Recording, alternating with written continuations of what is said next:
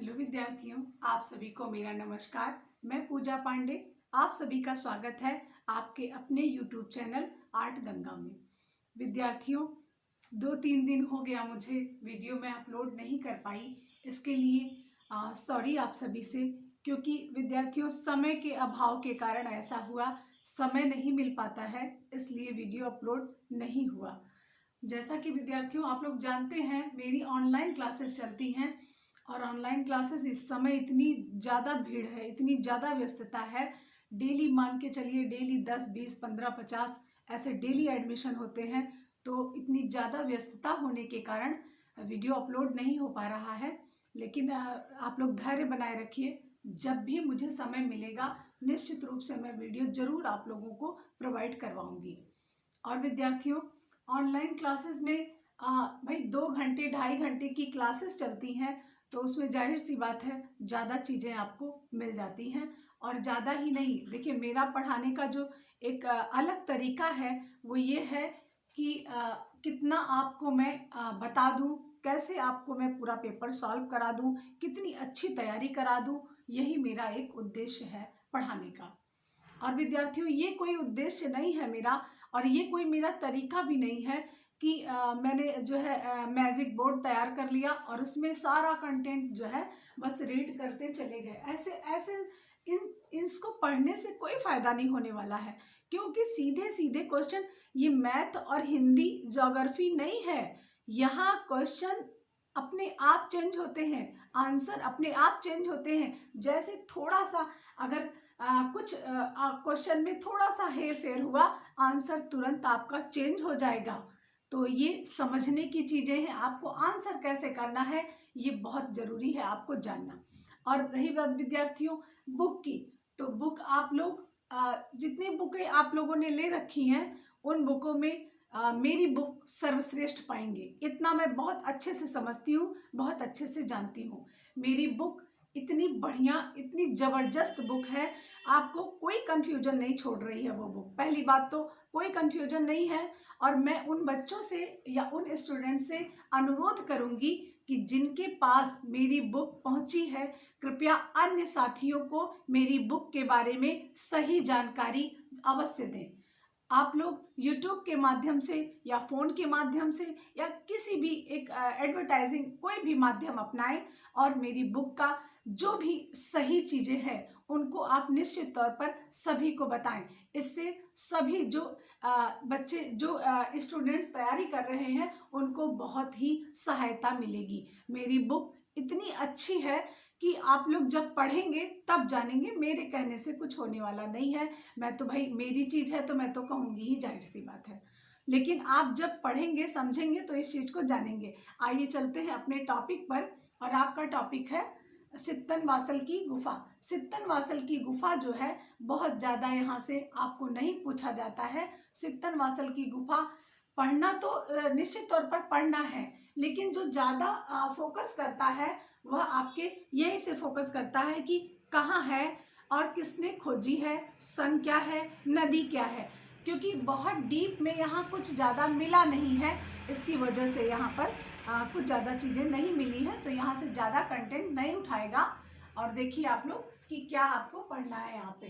तो सित्तनवासल की गुफा, सित्तनवासल की गुफा, सित्तनवासल की गुफा तमिलनाडु में, राज्य इसका तमिलनाडु, तमिलनाडु में है। तमिलनाडु के जिला पद्दुकोट्टाई, पद्दुकोट्टाई, जिला पद्दुकोट्टाई है। नदी यहाँ पर कावेरी नदी है, ध्यान रखिएगा, कावेरी नदी है।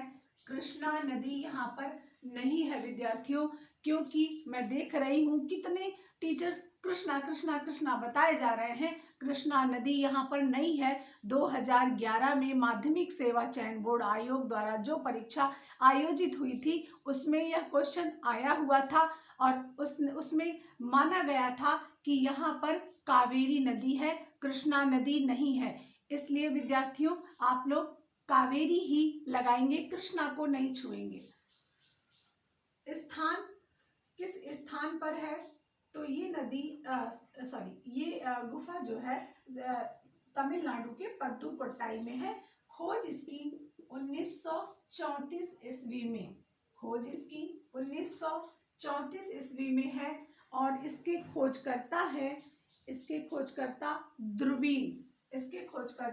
दूरबीन है। दूरबीन कहिए या डुबरीन या दूरबीन। समय पांडकालीन है। ये पांडकालीन, ये गुफाएं कैसी हैं, किस काल की हैं? पांडकालीन है। अन्य नाम सित्तनवासल गुफा का अन्य नाम है आखिर कोइल की गुफा। इसे आखिर कोइल की गुफा के नाम से भी जानते हैं। आखिर कोइल, ऐसे पूछ लेगा कि आखिर कोइल गुफा कहाँ है, वहीं लोग भ्रमित हो जाएंगे क्योंकि अन्य नाम तो पता ही नहीं है। तो इसलिए आखिर कोइल गुफा, इसकी सित्तनवासल को आखिर कोइल गुफा के नाम से जानते हैं। इसका समय है 7वीं से 9वीं शताब्दी। समय है 7वीं से 9वीं शताब्दी।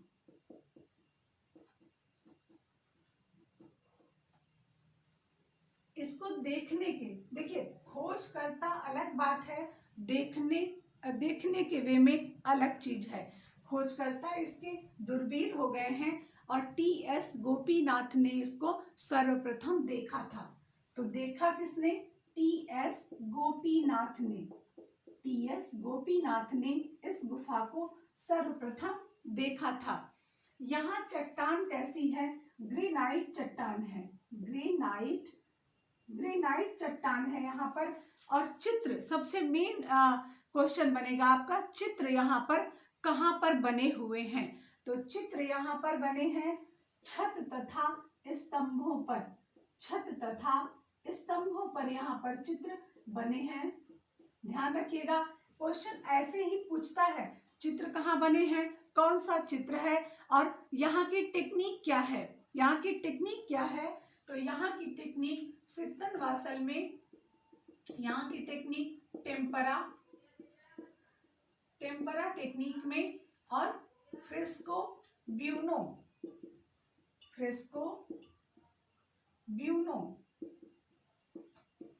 मतलब गीला धरातल, आला गीला पद्धति, अराइस पद्धति, इसी को आला गीला पद्धति, इसी को अराइस पद्धति। और इसमें एक विशेष प्रकार का प्लास्टर तैयार किया जाता है, उस पर चित्रकारी की जाती है। इसी को क्या कहते हैं? Fresco buono. यहाँ पर ब्यूनो है, फ्रेस्को ब्यूनो पद्धति। और सित्तनवासल की गुफा, सित्तनवासल का अर्थ क्या है? सित्तनवासल का अर्थ है जैन संतों का सिद्ध निवास स्थल।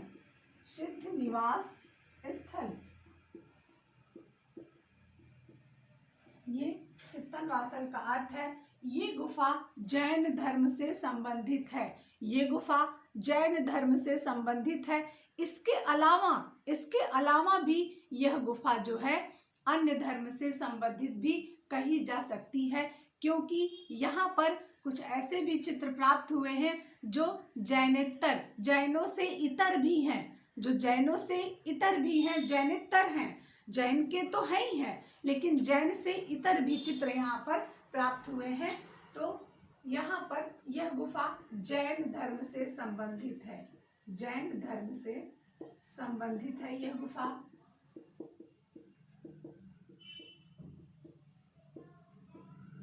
अब इसमें इसके प्रमुख चित्र कौन कौन से हैं? इसके प्रमुख चित्रों में यहाँ के चित्र मोस्ट इम्पॉर्टेंट हैं।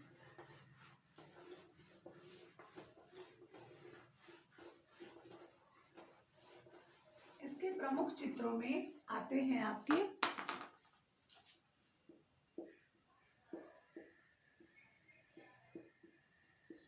प्रमुख चित्र में गर्दन फुलाए मोर का चित्र, अर्धनारीश्वर का चित्र,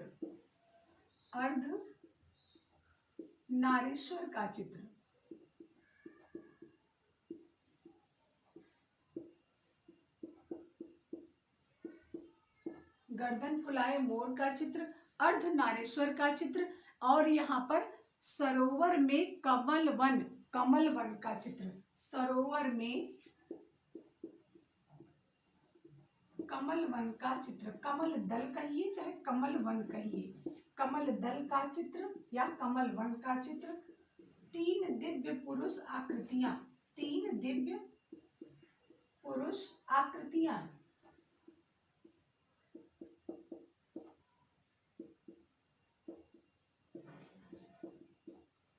ये यहाँ के प्रसिद्ध चित्रों में से है।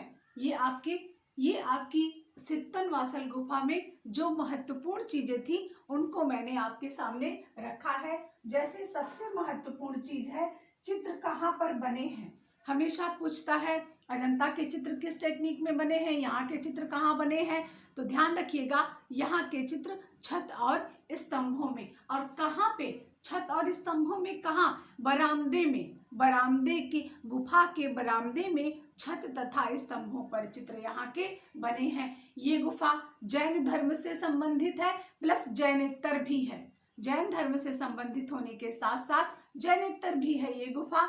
और यहाँ पर जो मुझे जानकारी जितनी थी उतना मैंने आपको यहाँ पर रखा है। समय इसका मोस्ट इम्पॉर्टेंट है। और इसका अन्य नाम अभी तक आपके टीजीटी परीक्षा में नहीं पूछा गया, लेकिन अन्य परीक्षाओं में, कला की अन्य परीक्षाओं में यह पूछा गया है। इसलिए ध्यान रखिएगा, जब अन्य परीक्षाओं में जो चीजें पूछी जाती हैं कभी ना कभी आपके यहाँ भी वो चीज पूछी जाएगी। इसलिए ध्यान रखिएगा, यहाँ से इम्पोर्टेंसी बनती है। धन्यवाद विद्यार्थियों।